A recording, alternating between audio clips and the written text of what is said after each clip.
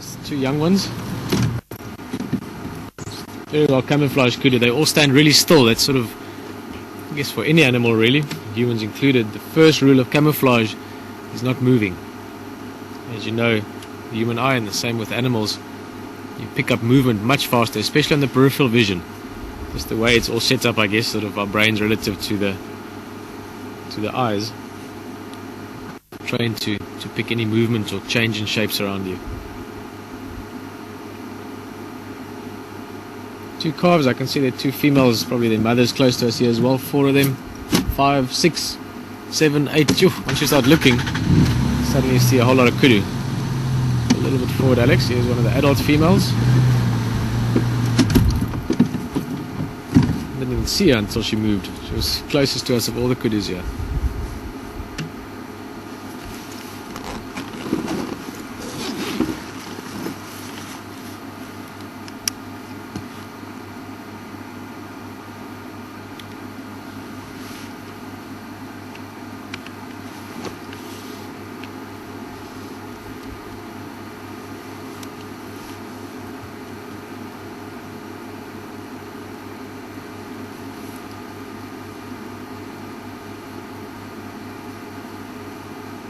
Oh, is this our herd? The group that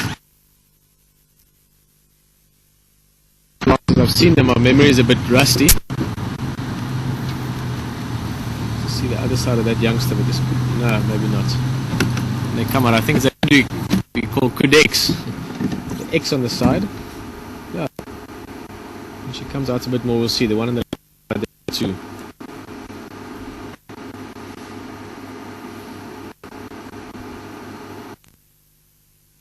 Certainly growing up. It's the youngster last year, if it is the same one. Can't promise, but it certainly looks like it.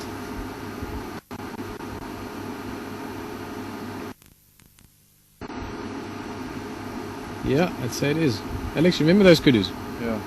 See, there's the adult in the back, and I remember one of the adults had a similar mark, but this is almost certainly that one. Actually, let me get a little snap of it.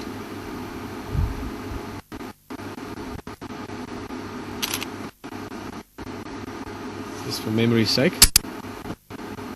Yeah, it is. Busy browsing. She's up about a year and a half old now. A little bit more.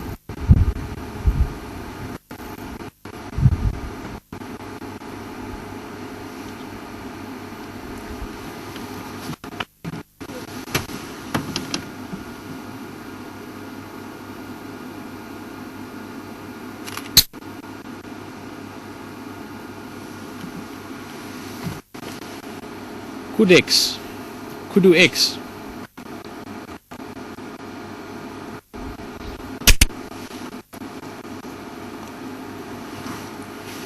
As you can see from what they're eating, its pickings are getting a bit slim now. Kudus, they prefer to yellowed bush willow leaves. It's not the most palatable of leaves at any stage of the year, even when it's green. Very seldom see kudu eating these leaves during the summer months. But a bit too choosy when there's not too much around. Just another look, it's beautiful with that bit of colour around her face. Go. See more and more now the bushbuck and the nyala also coming into our camp. Obviously because of a bit more water around camp and other animals not coming in there, there's more food around.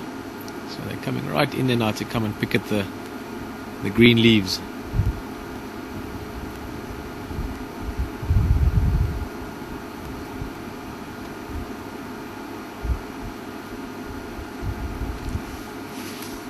See that kudu as she's moving along. Look at how she's using her ears all the time. Not just visual, but also using the auditory senses to great effect. Really making sure that she's checking out what's ahead of her while listening as well.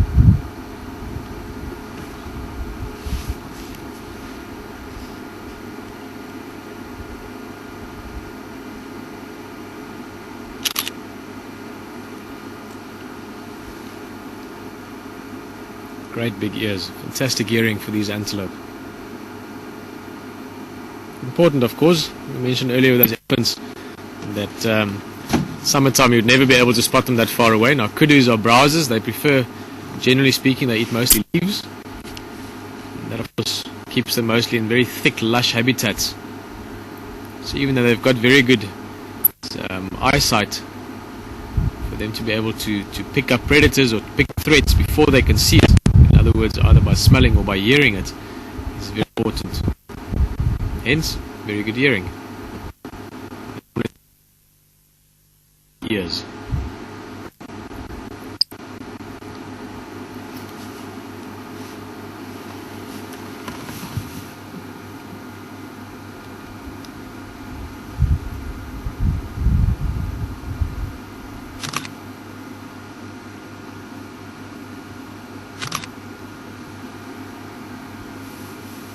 Stunning antelope. Just look at how beautiful and graceful they move as well.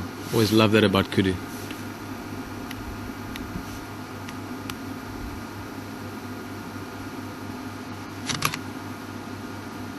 Oh, little one. Big brown eyes having a look at us.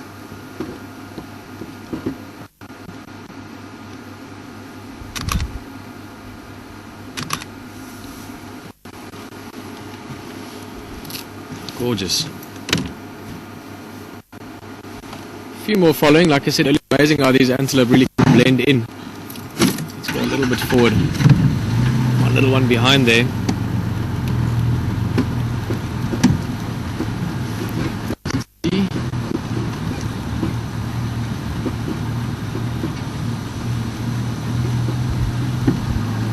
Through the leaf, Alex. I'll move a bit more forward.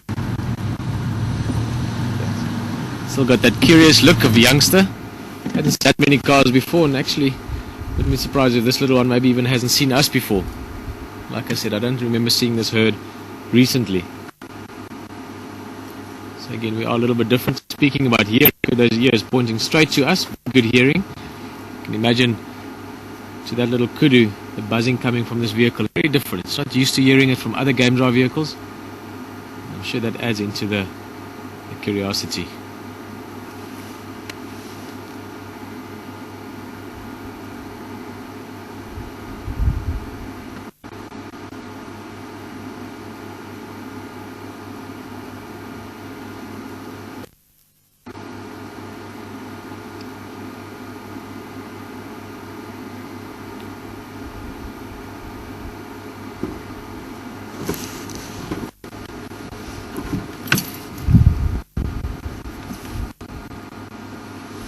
Still broke away there, again eating bush willow leaves. Like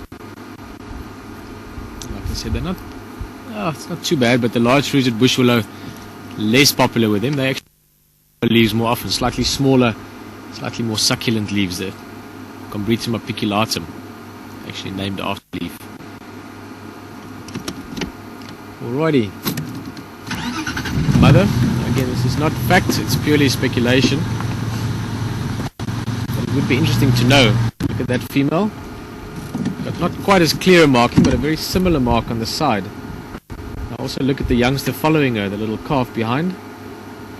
Again, not a cross there, but look at this stripe. That same one, the sort of first one behind the shoulder blade. In this case, it's not quite a cross, but it's fused.